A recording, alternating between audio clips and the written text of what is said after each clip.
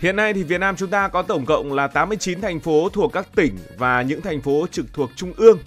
Cụ thể thì Việt Nam chúng ta có tổng cộng là 6 thành phố trực thuộc trung ương và 83 thành phố trực thuộc tỉnh. Có nghĩa là có những tỉnh có nhiều hơn một thành phố. Và bạn có biết rằng tỉnh nào có nhiều thành phố nhất trước sáp nhập hay không? Các thành phố trực thuộc tỉnh thì cũng có quy mô khác nhau, dân số khác nhau và kinh tế khác nhau. Thế nên cũng được chia thành đô thị các loại, ví dụ như là 1, 2, 3, 4, 5. Ví dụ như là chúng ta có thành phố Vũng Tàu thuộc Bà Rịa Vũng Tàu, thành phố Nha Trang thuộc Khánh Hòa hay là thành phố Buôn Ma Thuột thuộc Đắk Lắk. Và bạn có đang sinh sống ở một thành phố nào trực thuộc tỉnh hay không? Sau sáp nhập thì sao? Sau sáp nhập, nước ta sẽ có 6 thành phố trực thuộc trung ương giữ nguyên như cũ, còn các thành phố trực thuộc các tỉnh chắc chắn là sẽ bị giảm đi. Nhưng giảm như thế nào, tên gọi ra sao, liệu có gắn từ thành phố vào đằng trước hay không thì đó sẽ là câu chuyện được nói trong những ngày tới.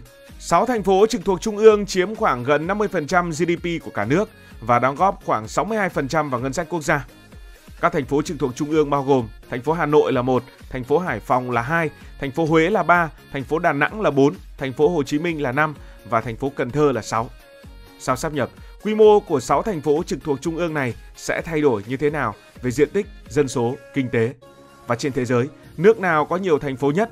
Nước nào thậm chí còn không có bất kỳ một thành phố nào cả? 6 thành phố trực thuộc trung ương sau sáp nhập gồm có: một là Hà Nội thì ai cũng biết rồi. Hà Nội là thủ đô của Việt Nam, nằm ở miền Bắc của nước ta, thuộc vùng đồng bằng sông Hồng. Thành phố Hà Nội sau khi sáp nhập với Hà Tây cách đây nhiều năm có diện tích là hơn 3.300 km2, với địa hình chủ yếu vẫn là đồng bằng, xen kẽ với một số vùng đồi núi thấp có từ Hà Tây cũ. Hà Nội được sông Hồng chảy qua, phần cũ thì chia thành hai bờ. Bờ Bắc gồm các quận nội thành và ngoại thành phía Bắc, và bờ Nam đó là các quận, các huyện phía Nam. Ngoài sông Hồng thì thành phố Hà Nội cũng có nhiều sông ngòi, nhiều hồ nước như là hồ Hoàn Kiếm, hồ Tây, hồ Thiền Quang, tạo ra những cảnh quan đặc trưng. Hà Nội là một trong hai trung tâm kinh tế lớn nhất của Việt Nam cùng với thành phố Hồ Chí Minh, và thành phố đóng góp khoảng 16% vào GDP của cả nước.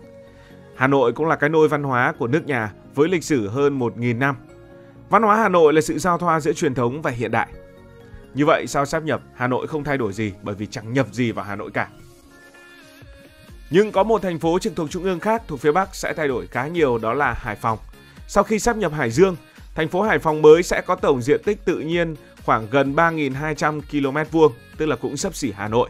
Như vậy là diện tích của Hải Phòng sau sáp nhập sẽ tăng gần gấp đôi, tạo ra một đơn vị hành chính có quy mô lớn, mở rộng không gian để phát triển đô thị, phát triển công nghiệp, phát triển hạ tầng. Một lần nữa thì Hải Phòng lại cho thấy những ưu thế về cảng biển và các khu công nghiệp lớn. Kinh tế Hải Phòng sau sáp nhập được kỳ vọng sẽ bứt phá mạnh mẽ, trở thành một trong những nơi tăng trưởng kinh tế mạnh nhất của nước nhà, với quy mô kinh tế dự đoán đứng thứ 3 cả nước sau Hà Nội và tất nhiên là sau thành phố Hồ Chí Minh, quy mô kinh tế tương đương khoảng 30 tỷ đô la Mỹ. Hải Phòng mới sẽ là sự kết hợp sức mạnh của kinh tế hai địa phương Hải Phòng và Hải Dương.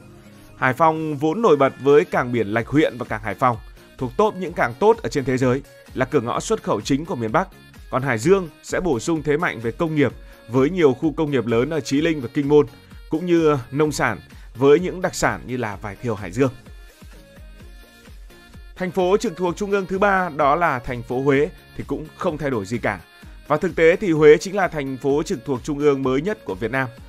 Thành phố Huế là thành phố trực thuộc trung ương từ ngày 1 tháng 1 năm 2025. Huế là cố đô của nước ta, nằm ở miền Trung. Với diện tích gần 5.000 km2, Huế có địa hình rất là đa dạng. Họ có đồng bằng ven biển, có đồi núi với khu vực Trường Sơn ở phía Tây và có hệ đầm phá Tam Giang Cầu 2 lớn nhất tại Đông Nam Á. Sông Hương chảy qua trung tâm của thành phố Huế tạo ra một cảnh quan nên thơ. Huế không chỉ gần các tỉnh của Việt Nam mà Huế còn giáp biển và Huế còn giáp Lào. Huế có tổng cộng là 128 km đường bờ biển. Thành phố Huế là thành phố trực thuộc trung ương có quy mô dân số ít nhất của Việt Nam, với dân số chỉ nhỉnh hơn 1,2 triệu người một chút. Thành phố trực thuộc trung ương thứ tư đó là Đà Nẵng, và Đà Nẵng cũng sẽ thay đổi diện mạo sau khi sáp nhập với Quảng Nam, trở thành thành phố có diện tích lớn nhất Việt Nam với diện tích hơn 11.800 km2.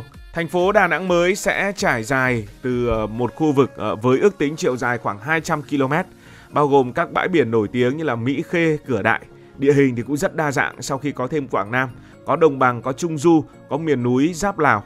Đà Nẵng vốn đã có 2 sân bay quốc tế, đó là sân bay Đà Nẵng và sân bay Chu Lai, cảng Tiên Sa, cảng Chu Lai và quần đảo Hoàng Sa. Dân số của Đà Nẵng mới sẽ đạt gần 3 triệu người. Trước sáp nhập thì Đà Nẵng có dân số hơn 1,1 triệu người và Quảng Nam khoảng hơn 1,5 triệu người. Dân số sẽ chủ yếu tập trung tại các quận nội thành như là Hải Châu, Thanh Khê và thành phố Hội An hay là Tam Kỳ. Miền núi ở Quảng Nam cũ thì dân cư thưa thớt hơn nhiều. Thành phố trực thuộc trung ương thứ 5 thay đổi diện mạo cực kỳ lớn, đó là thành phố Hồ Chí Minh. Sau khi sáp nhập Bình Dương và Bà Rịa Vũng Tàu sẽ có diện tích hơn 6.700 km2, trải dài từ vùng đồng bằng sông Cửu Long cho đến Biển Đông, bao gồm đường bờ biển dài hơn 300 km. Địa hình cũng rất đa dạng. Ở khu vực thành phố Hồ Chí Minh và Bình Dương cũ thì chủ yếu là đồng bằng, xen lẫn với núi thấp và bán đảo ven biển của Bà Rịa Vũng Tàu. Hạ tầng giao thông của những địa phương này thì vốn đã rất hiện đại với sân bay Tân Sơn Nhất, cảng Cát Lái, cảng Cái Mép và các hạ tầng kết nối với vùng Đông Nam Bộ. Dân số của thành phố Hồ Chí Minh mới ước đạt khoảng 14 triệu người, đông nhất ở Việt Nam. Trước sáp nhập thì thành phố Hồ Chí Minh đã là địa phương đông dân nhất của Việt Nam rồi. Bây giờ thêm Bình Dương, thêm Bà Rịa Vũng Tàu thì lại càng đông hơn. Và dân số tất nhiên tập trung tại các quận nội thành. Quy mô kinh tế của thành phố Hồ Chí Minh mới sẽ chiếm 1/4 GDP của cả nước.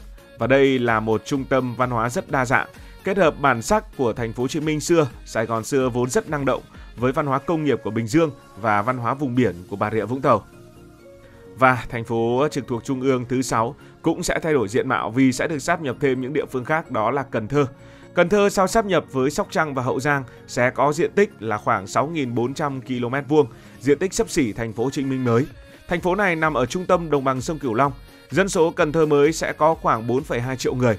Thành phố Cần Thơ mới sẽ kế thừa bản sắc của văn hóa Tây Đô, văn hóa Khmer Sóc Trăng và vùng nông nghiệp Hậu Giang. Thành phố này có tới 50 ngôi chùa Khmer và nhiều làng nghề khác nhau. Đó là câu chuyện ở Việt Nam. Sau sáp nhập chúng ta sẽ còn 6 thành phố trực thuộc trung ương và những thành phố trực thuộc tỉnh thì không biết sẽ như thế nào đây. Còn bây giờ ở trên thế giới, nước nào có nhiều thành phố nhất? Một câu hỏi tưởng như là dễ trả lời nhưng hóa ra thì cũng không hề đơn giản. Có lẽ nhiều người sẽ bảo là Mỹ, bởi vì Mỹ là một quốc gia giàu có, đô thị hóa sớm, chắc là sẽ có nhiều thành phố. Nhiều người lại nghĩ rằng đó là Ấn Độ, bởi vì Ấn Độ là quốc gia đông dân nhất trên thế giới, chắc chắn là có nhiều thành phố nhất. Nhưng mà không phải. Đây là một quốc gia dân số thứ 2 thế giới, kinh tế cũng thứ 2 thế giới, và đó chính là Trung Quốc. Trung Quốc chính là quốc gia có nhiều thành phố nhất ở trên thế giới. Nhưng bây giờ lại cãi nhau, thế thì thành phố là gì? Nghe có vẻ hơi buồn cười, nhưng mà mỗi nước, mỗi quốc gia lại có một khái niệm thành phố rất khác nhau. Ví dụ như ở Mỹ chẳng hạn. Ở Mỹ chỉ cần vài chục nghìn dân có hội đồng thành phố là sẽ có một bảng treo ghi tên City, tức là thành phố hẳn hoi. Ở Việt Nam chúng ta cũng phân loại đủ các thể loại thành phố đặc biệt, thành phố loại 1, loại 2, loại 3, vân vân và vân vân. Còn ở Trung Quốc, họ chia thành phố thành 3-4 cấp, nào là thành phố cấp tỉnh, thành phố cấp địa khu, thành phố cấp huyện, rồi còn có cả cấp thị trấn mà có khi dân đông bằng cả một tỉnh của những nước khác. Cho nên nếu mà không phân định rõ cách đếm, cách thống kê thì có thể nảy sinh những tranh cãi. Hiện nay Trung Quốc có tổng cộng là 337 thành phố cấp địa khu, tức là những thành phố kiểu như là trung tâm của tỉnh lỵ. Ngoài ra còn có khoảng 2.800 thành phố cấp huyện, và đừng tưởng những thành phố này nhỏ bé, bởi vì có những nơi dân đông còn hơn cả Hà Nội mình. Tổng cộng Trung Quốc sở hữu khoảng hơn 3.000 thành phố, tính tất cả các cấp khác nhau. Còn nếu mà tính chi tiết cụ thể hơn, ví dụ như chúng ta lấy mốc là thành phố trên 1 triệu người chẳng hạn, thì tính đến hết năm 2024, Trung Quốc cũng là quốc gia có nhiều thành phố trên 1 triệu người nhất trên thế giới. Trung Quốc có hơn 160 thành phố có dân số từ 1 triệu người trở lên. Thậm chí có nhiều thành phố cấp huyện nghe tên rất lạ nhưng cũng có vài triệu dân. Câu chuyện này thì gắn liền với sự phát triển thần kỳ của Trung Quốc. Họ đã biến những vùng nông thôn thành những vùng đô thị chỉ trong vài năm. Cứ nhìn vào Thâm Quyến là một ví dụ điển hình. Mới mấy chục năm trước còn là một làng chài bé tẹo, ngày nay đã là một trung tâm công nghệ tầm cỡ thế giới với dân số ước chừng đạt 20 triệu người. Hay Trùng Khánh, một siêu đô thị mà nếu ai không tìm hiểu kỹ cứ tưởng là đang nói đến một quốc gia. Diện tích thì rất lớn và dân số thì cũng tương đương với nhiều nước phát triển. Trung Quốc kể từ khi mở cửa cải cách kinh tế từ cuối những năm 1970 thì chính phủ nước này đã chủ trương đô thị hóa là động cơ tăng trưởng. Thế là mỗi nơi đều thi nhau nâng cấp, huyện lên thị xã lên thành phố lên đô thị đặc biệt. Cứ thế thì số lượng các thành phố ở Trung Quốc nở rộ qua từng năm. Mỹ thì cũng có nhiều thành phố thật nhưng vẫn chưa thể so sánh tại Trung Quốc, bởi vì phần lớn những thành phố ở Mỹ là những thành phố nhỏ. Ấn Độ thì nhiều thị trấn hơn là thành phố. Việt Nam thì chúng ta cũng biết rồi, chủ yếu tập trung ở vài thành phố trực thuộc trung ương với 6 thành phố mà chúng ta vừa đề cập đến mà thôi.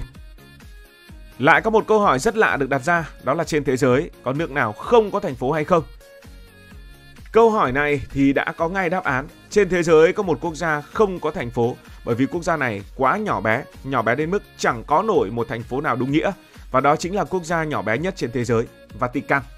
Vatican không chỉ nhỏ bé về mặt diện tích mà còn nhỏ bé về mặt dân số, là một trường hợp rất đặc biệt.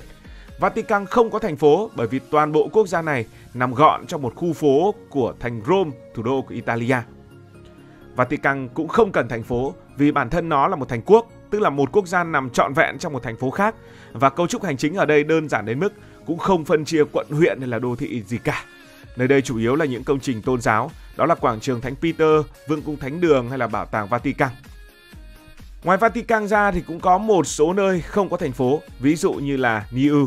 Đây là một quốc đảo nhỏ bé ở Thái Bình Dương, liên kết tự do với New Zealand. Dân số chỉ khoảng 1.600 người, tức là chỉ bằng một khu chung cư ở Hà Nội hoặc là thành phố Hồ Chí Minh. Và thủ phủ của nó cũng không phải là một thành phố. Thủ phủ của Niue đó là một ngôi làng có tên là Alofi. Nơi này không được gọi là thành phố vì quy mô quá nhỏ, cơ sở hạ tầng cũng chẳng đủ tiêu chuẩn để gọi là một đô thị. Hay như San Marino là một trong những quốc gia lâu đời trên thế giới, cũng không có thành phố chính thức nào. Thủ đô là San Marino nhưng cũng chỉ là một thị trấn nhỏ nằm trên đỉnh núi. Cả quốc gia này vỏn vẹn có vài chục ngàn dân, sống rải rác ở những nơi giống như kiểu xã phường ở châu Âu. Cảm ơn các bạn vì đã quan tâm theo dõi câu chuyện này cùng với bình luận viên Hải Thanh Story. Nếu cảm thấy thú vị, bạn có thể nhấn nút đăng ký kênh, bật chuông thông báo và chia sẻ. Còn bây giờ thì xin được nói lời chào, tạm biệt. Cảm ơn các bạn đã dành sự đồng hành cùng Hải Thanh Story. Đi qua những vùng đất, khám phá những điều mới.